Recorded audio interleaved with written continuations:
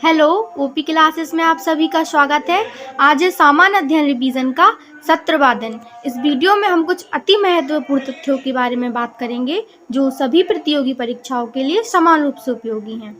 सबसे पहले हम लोग जानेंगे उद्योग और उनसे संबंधित स्थान के बारे में। जैसे सबसे पहले बात करेंगे गुजरात के जामनगर के बारे में। यह ऊनी वस्त्र उद्योग के लिए प्रसिद्ध है। कर्नाटक का हॉसपेट लोहा या इस्पात उद्योग के लिए प्रसिद्ध है।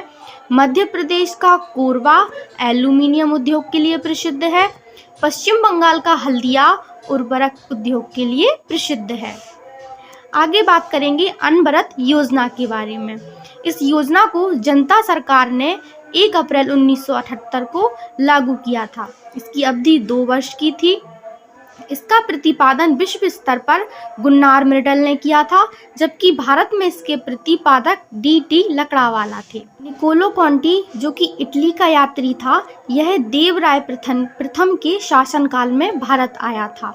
अब्दुल रज्जाक ईरान का यात्री था और यह देवराय द्वितीय के शासनकाल में भारत आया था। महुआन चीन का यात्री था और यह मल्लिकार्जुन के शासनकाल में भारत आया था। एडवर्ड बारबोस और डोमिंग पायस ये दोनों ही पुर्तगाली यात्री थे और यह कृष्णदेवराय के शासनकाल में भारत आए थे। आगे जानेंगे राज्य के नीति निर्देशक तत्वों के बारे में। इनका उल्लेख संविधान के भाग 4 तथा अनुच्छेद 36 से 51 तक उल्लेखित हैं। इनका स्रोत आयरलैंड का संविधान है, यानी कि यह आयरलैंड के संविधान से लिए गए थे। ग्रीनविल ऑस्टिन ने नीति निर्देशक तत्वों तथा मूल अधिकारों को संविधान की आत्मा कहा है।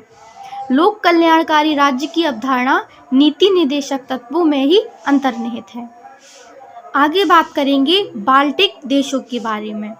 एस्टोनिया, लिथुआनिया और लाटविया यह तीनों देश सम्मिलित रूप से बाल्टिक देश कहलाते हैं। ग्रेट ब्रिटेन में इंग्लैंड, स्कॉटलैंड और वेल्स आते हैं, यानी ये तीनों सम्मिलित रूप से ग्रेट ब्रिटेन कहलाते हैं। यूके यूनाइटेड किंगडम में ग्रेट ब्रिटेन यानी कि ये तीनों और उत्तरी आयरलैंड सम्मिलित रूप से यूनाइटेड किंगडम यानी कि यूके कहलाते हैं। विश्व का अन्न भंडार या रोटी की डलिया यूक्रेन को कहा जाता है। आगे देखेंगे पुरापाषाण काल। पुरापाषाण की समय अवधि 3 लाख ईसा पूर्व से इसका विभाजन मानव द्वारा प्रयुक्त औजारों के आधार पर किया गया था। मध्य पाषाण काल की समय अवधि 8000 ईसा पूर्व से 4000 ईसा पूर्व थी। इसमें माइक्रोलिप्स प्राप्त हुए। माइक्रोलिप्स पत्थर के छोटे औजारों को कहा जाता है। पशुपालन के प्रथम साक्ष्य मध्य पाषाण काल से ही प्राप्त हुए थे। यह आदमगढ़ होशंगाबाद जो कि मध्य प्रदेश में है, यहाँ से पशुपालन के साक्ष्य प्राप्त हुए थे। नवपाषाण काल की समय अवधि 4000 ईसा पूर्व से 1800 ईसा पूर्व थी। इसमें पॉलिशदार औजार प्राप्त हुए थे। इसी समय गांवों में बसने वाली संस्कृतियों का उदय हुआ था। ताम्रपाषाण काल की समय अवधि 1800 से 800 ईसा पूर्व थी। इसे कैल्कोलिथिक या चाल्कोलिथिक युग भी कहा जाता है। भारत में सबसे पहले तांबे का प्रयोग ताम्रपाषाण काल में ही किया गया था। मशरूम एक कवक का रूप होता है। जेलीफिश यह एक मछली नहीं है, यह सीलेन टेट्रा वर्ग के अंतर्गत आती है। टमाटर का जो लाल रंग है वह लाइकोपीन के कारण होता है।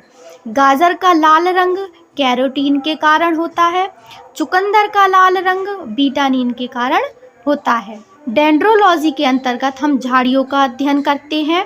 ओफियोलॉजी के अंतर्गत सांपों का अध्ययन करते हैं। पेडोलॉजी के अंतर्गत मृदा संबंधी अध्ययन करते हैं। आगे जानेंगे लॉर्ड लिनलिथगो और इनके समय में घटित प्रमुख घटनाओं के बारे में। लिनलिथगो का कार्यकाल 1936 से 1944 तक था। 1935 के अधिनियम के तहत प्रथम आम चुनाव 1936-37 में इन्हीं के समय में करवाए गए। 1 सितंबर 1939 को द्वितीय विश्व युद्ध प्रारंभ हुआ।